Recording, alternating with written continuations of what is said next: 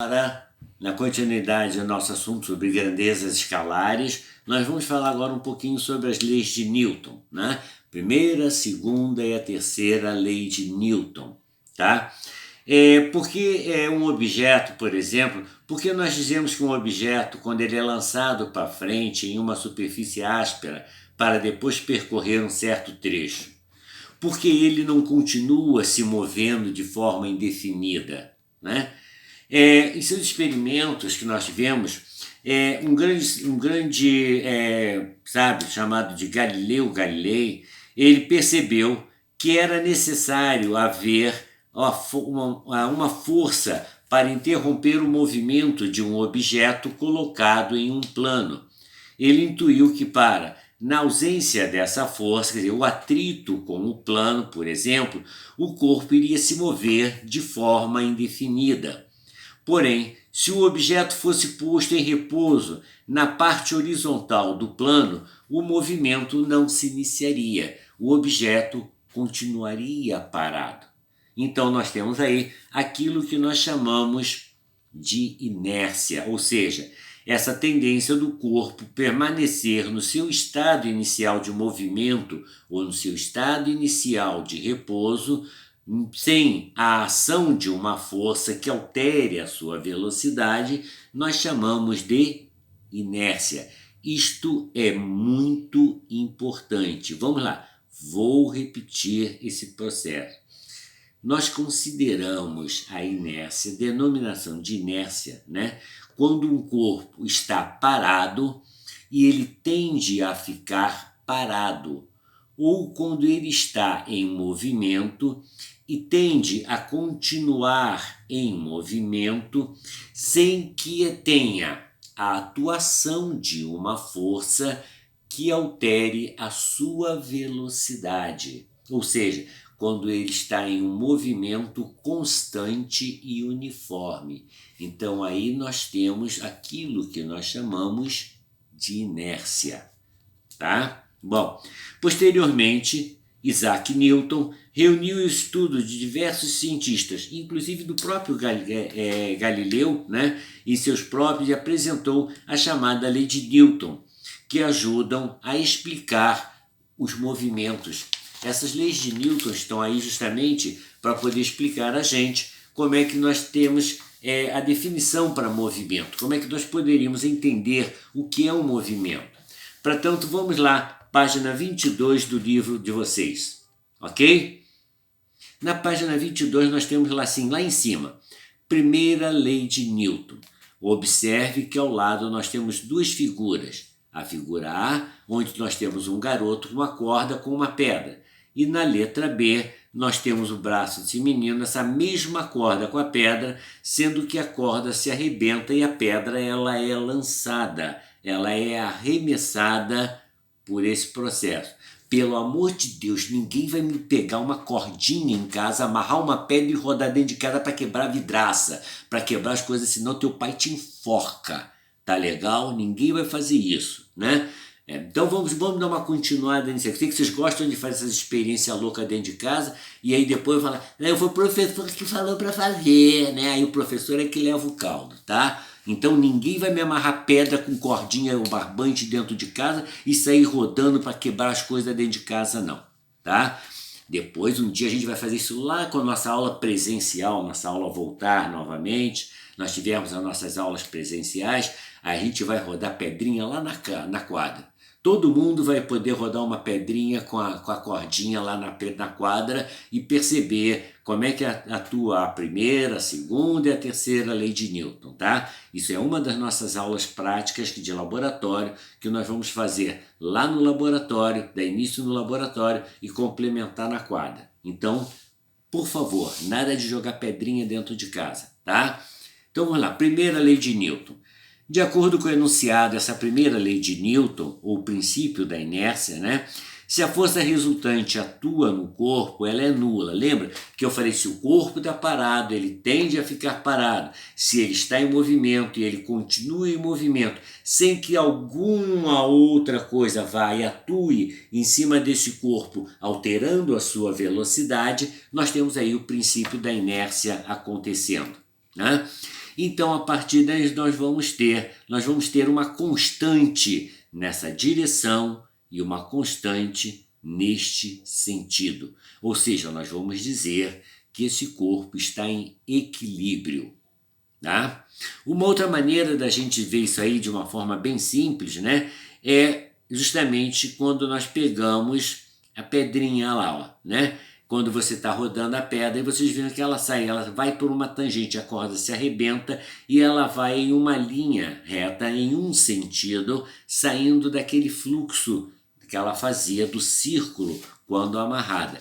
Então nós vemos aí a curva que ela descrevia atualmente, não é mais descrita e ela está em um movimento retilíneo uniforme, ou seja, ele vai em uma única direção, em um único sentido, com uma velocidade, com uma aceleração, ok? Bom, vamos para a segunda lei de Newton, né? Que é o princípio da dinâmica.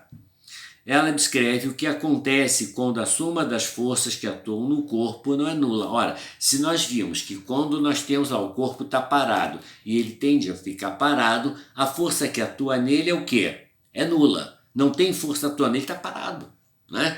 A mesma coisa quando você tem um corpo em movimento e ele tende a continuar em movimento sem que a sua velocidade seja alterada, sem que você modifique essa velocidade. Então ele também vai estar na inércia. Nesse caso aí, né, do princípio fundamental da dinâmica, a força ela não é nula, ou seja, você vai ter a ação de uma força atuando sobre esse corpo, alterando a velocidade, alterando a intensidade da aceleração. Com isso, alterando o quê? Alterando a direção e alterando o sentido. Ok? Na segunda lei de Newton, nós vamos ver que ela estabelece essa alteração, né? E nós vamos ter então aí aquilo que a gente chama de força resultante e a massa atuando nesse campo, quando nós falamos da dinâmica. Tá? Então, a força resultante aplicada no corpo diz que quanto maior for essa força aplicada sobre o corpo, maior será a alteração da velocidade. E a massa diz que quanto maior a massa do corpo, maior também será a alteração em sua velocidade. Para que nós possamos fazer isso, como é que nós temos uma formulazinha para calcular? Ah lá, olha aí, no livro de vocês tem aí, olha só, a fórmula está destacada dentro desse quadrinho verde, tá? Lá, F, ah lá, o F de força, né? Lá, o F de força, a setinha, olha a nossa setinha, essa setinha indica o quê? Alguém sabe? Vamos lá, Catarina. Esse F dessa setinha quer dizer o quê?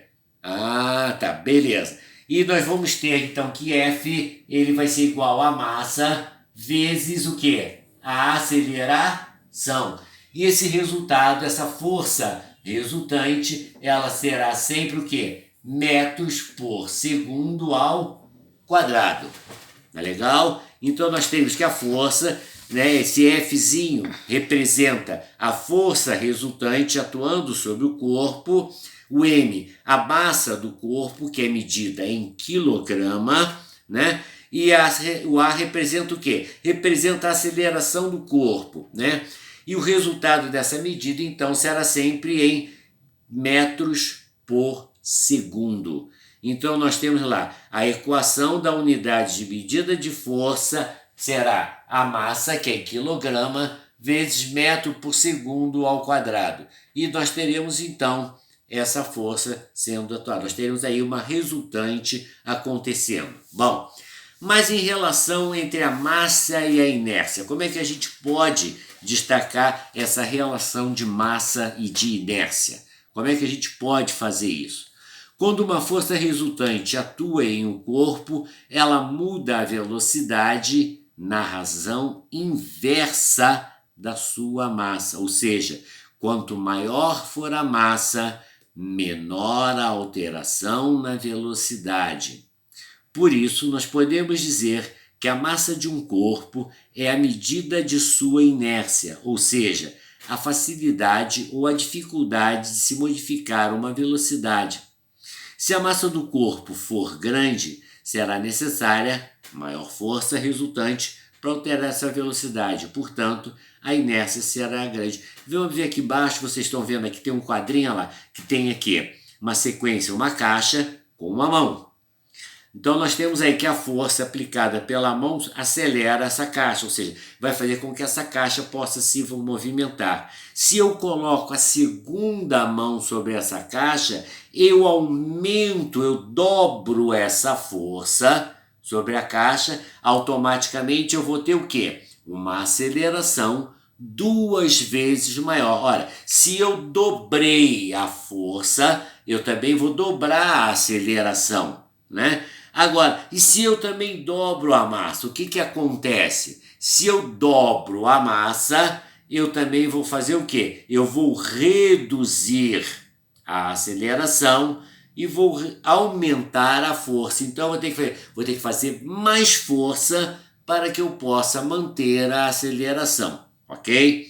No segundo exemplo, seguindo lá, nós vamos ter lá, ó, a força aplicada pela mão acelera a caixa. No número 5, a mesma força sobre uma massa 2 vezes maior reduz a aceleração pela metade. Claro, se eu tenho lá um pacote de 5 quilos, eu estou empurrando lá uma caixa com 5 quilos com uma mão. Se eu boto mais uma caixa com 5 quilos, eu vou fazer o quê? Eu vou diminuir o espaço que eu estou me deslocando e vou ter que aumentar essa força, a menos que eu dobre também a força, ok? Agora, se eu coloco 3 caixas, o que eu vou ter? Eu vou ter uma aceleração que vai ser 1/3 da aceleração anterior, né? Ou seja, eu vou ter que aplicar 3 vezes mais força para que eu mantenha a aceleração e o deslocamento, ok? Bom, vamos agora para a terceira lei de Newton. Antes da gente continuar aqui, deixa eu só lembrar vocês uma coisa.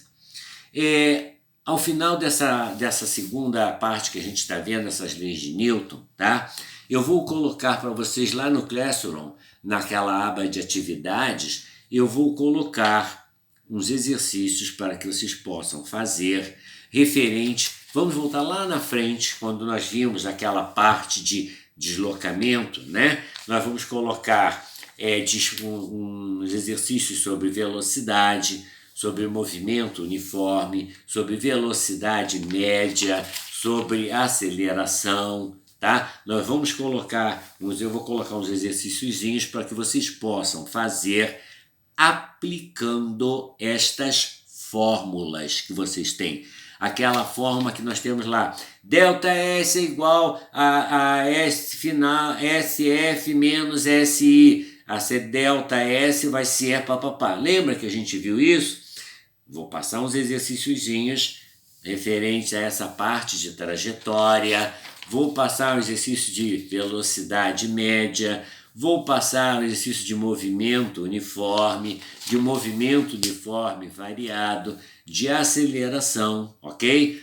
Então lá na aba de atividades, vocês vão encontrar esses exercícios para que vocês possam fazer e a gente possa corrigir posteriormente, ok? Bom, então nós vamos ver essas 2 aulas, lembrando que qualquer dúvida que vocês tenham, coloquem a sua dúvida lá nos comentários sobre a nossa aula, coloquem a dúvida de vocês e a gente tenta tirar essa dúvida da melhor forma possível. Quer seja escrita ou depois, em uma forma de debate, a gente tira essa dúvida depois, ok? Então, até a nossa próxima aula, até o nosso próximo encontro e um bom feriado para vocês, ok?